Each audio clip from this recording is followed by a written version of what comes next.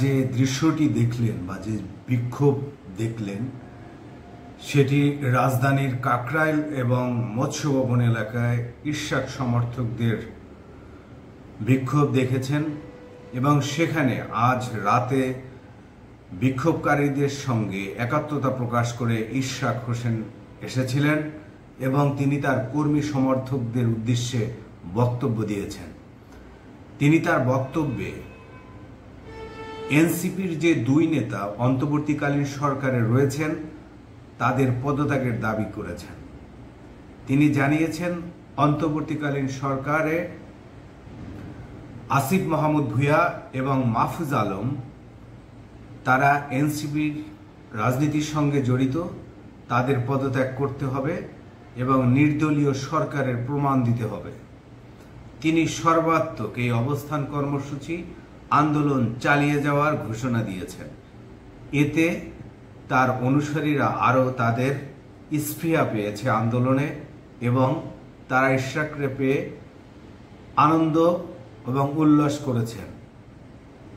আপনারা জানেন যে গত 3 দিন ধরে, আজকে চতুর্থ দিন, ঢাকা দক্ষিণ সিটি কর্পোরেশনের মেয়রের শপথ পড়ানোকে কেন্দ্র করে ইশরাক হোসেন এর অনুসারীরা আন্দোলন করেছেন।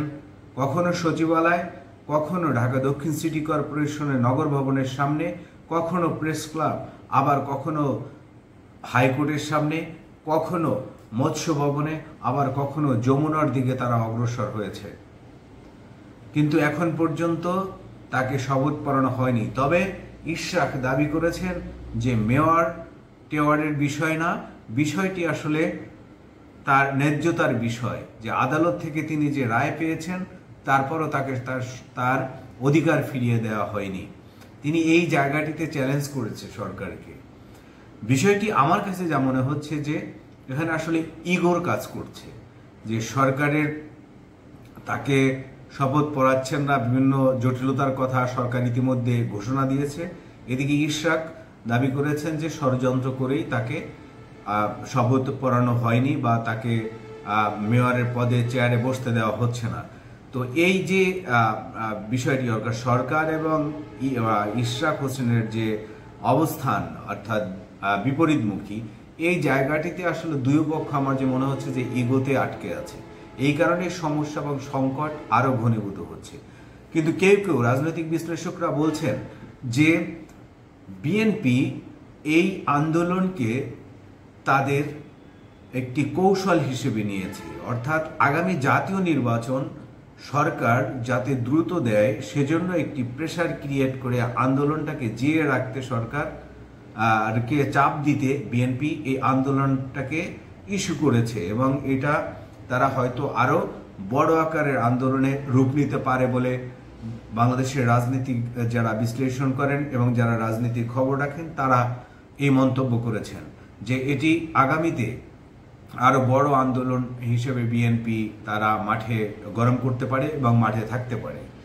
আপনারা জানেন যে নির্বাচন আগামী ডিসেম্বরের মধ্যেই দাবি করেছে বিএনপি এবং তাদের সমমনা দলগুলো, কিন্তু সরকার সংস্কার সহ বিভিন্ন যে কাজগুলো রয়েছে সেই কাজগুলো সমাপ্তি করে তারপর নির্বাচনের কথা বলছে এবং প্রধান উপদেষ্টা কিছুদিন আগেও বলেছেন যে ডিসেম্বরের নির্বাচন বা জানুয়ারিতে নির্বাচন হতে পারে, তবে জুনের পর নয়, অর্থাৎ তিনি জুনের মধ্যেই নির্বাচন হবে বলে ঘোষণা দিয়েছিলেন। কিন্তু বিএনপি বিভিন্ন ইস্যুতে কথা বলছে, যে বিএনপি বলছে যে এই সরকারের শুধু একটি নির্বাচন দিবে, সেজন্য এই সরকার।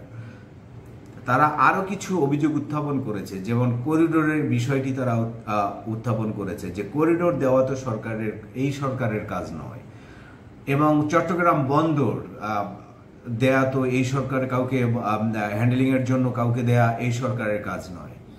তারা আরো দাবি করছেন যে বড় বড় যেসব বিষয়গুলো অর্থাৎ যেগুলো রাজনৈতিক বিষয় রয়েছে সেগুলো রাজনৈতিক দলগুলোই সেগুলোর সমাধান করবে, কিন্তু সেই বিষয়গুলো সরকার অহেতুক সেই বিষয়গুলোতে জড়িয়ে যাচ্ছে, কিন্তু নির্বাচন এবং সংস্কারের যে জায়গাগুলো সেই জায়গাটিতে সরকার মনোযোগ কম দিচ্ছে। এটি হচ্ছে বিএনপির দাবি এবং অন্যান্য যে সিভিল সোসাইটির যারা রয়েছেন নাগরিকরা, তারাও দাবি করছেন যে সরকার মনে হচ্ছে যে তার যে অর্থাৎ বাংলাদেশের মানুষের যে মূল চাওয়াটা ছিল যে একটি সংস্কার, এবং সেই সংস্কারটা আসলে সরকার কতটুকু মনোযোগ দিয়েছে, আদৌ সেখানে থেকে কি তারা মনোযোগ সরে যাচ্ছে কিনা। যদি সরকার শুধু সংস্কারের জায়গায় থাকতো তাহলে কিন্তু বাংলাদেশের জনগণের একটি সমর্থনও সে পেত, এবং যদি সেই সংস্কারে যদি কোনো রাজনৈতিক গোষ্ঠী বা রাজনৈতিক দল বাধা দিত বা সেই সংস্কার চাইতো না, তাহলে কিন্তু সরকার ব্যাপক জনসমর্থন পেত। কিন্তু সরকার যখন করিডোর সহ চট্টগ্রাম বন্দর ইস্যুস হইল, এছাড়াও আরও কিছু বিষয়ে ইস্যুস হলো, তখন কিন্তু মানুষের মধ্যে নানা ধরনের প্রশ্নের উদ্বেগ হলো। সেই জায়গা থেকে সরকারের উপর থেকে যে একটা জনসমর্থন ছিল সেটা কিন্তু ধীরে ধীরে হ্রাস পেতে শুরু করেছে। এবং আপনারা দেখেছেন যে আজকের ঢাকা মহানগরীতে এনসিপি নতুন যে দলটি, তারা নির্বাচন কমিশনের সামনে একটি অবস্থান কর্মসূচি পালন করেছে। সেখানে তাদের দলীয় নেতাকর্মী ছিল, কিন্তু যে রকমের গণজমায়েতের আশা করা হয়েছিল সেই রকমের কি গণজমায়েত আসলে সেখানে হয়েছে?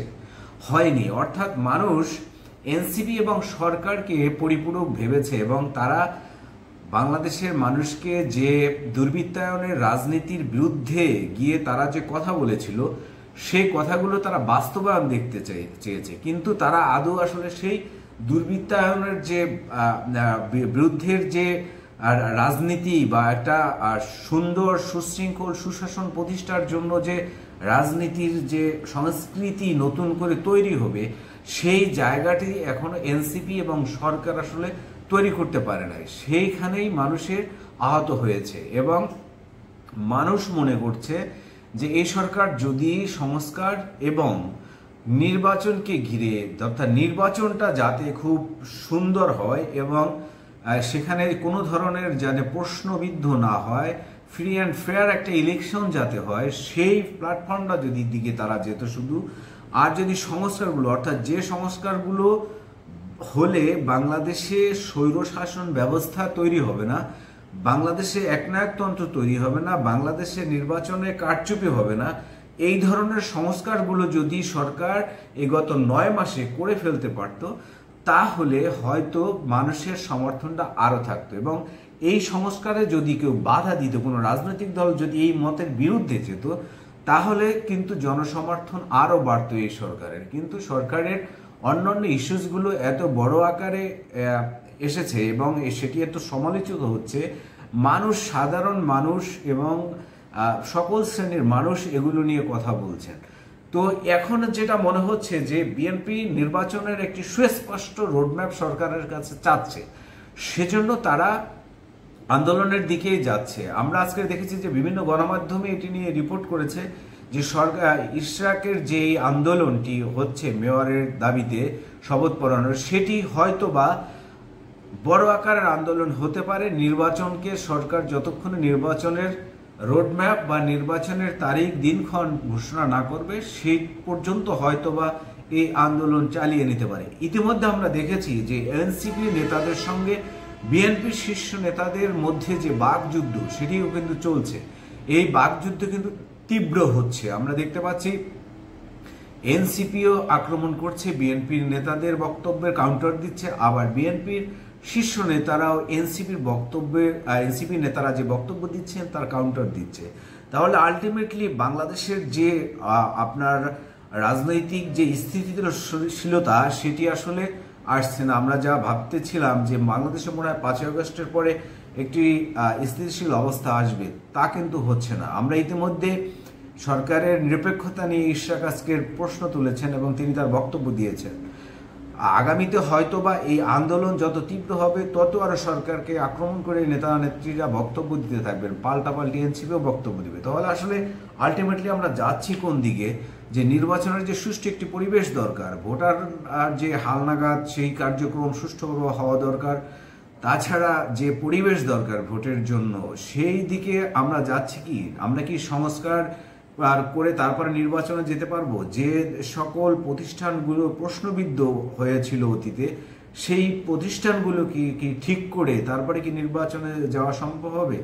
যে বিষয়গুলো রাজনৈতিক দলগুলো সংস্কার কমিশনের কাছে দিয়েছিল, মতামত দিয়েছিল, সেগুলো আসলে কতদূর কি হলো, সেগুলো কি বাস্তবায়নে 2-1 মাসের মধ্যে হবে? আমরা দেখলাম যে এখন ঐকমত্য কমিশনের সঙ্গে 3য় দফার চলছে, আলোচনা চলছে। এই আলোচনার পরে হয়তো বা একটা ফলাফল আসবে, কিন্তু সেটি কি বেশি দেরি হয়ে যায়নি? তো এখন এই সময়ের মধ্যে কি সবকিছু সংস্কার করে তারপরে নির্বাচনে ডিসেম্বরের মধ্যে কি আদৌ যাওয়া সম্ভব, নাকি জুনের মধ্যে নির্বাচন? এরকমের অসংখ্য প্রশ্ন এখন মানুষের মনে জাগছে, এবং এই কারণে মানুষ দেখা যাচ্ছে যে সরকারের প্রতি যে সমর্থন, সেই সমর্থনটা সে নিজের যে এখন সরকারের সমালোচনায় নেমেছে, এবং সমর্থনও একটু একটু করে এই সরকারের প্রতি কিন্তু মানুষের কমে যাচ্ছে।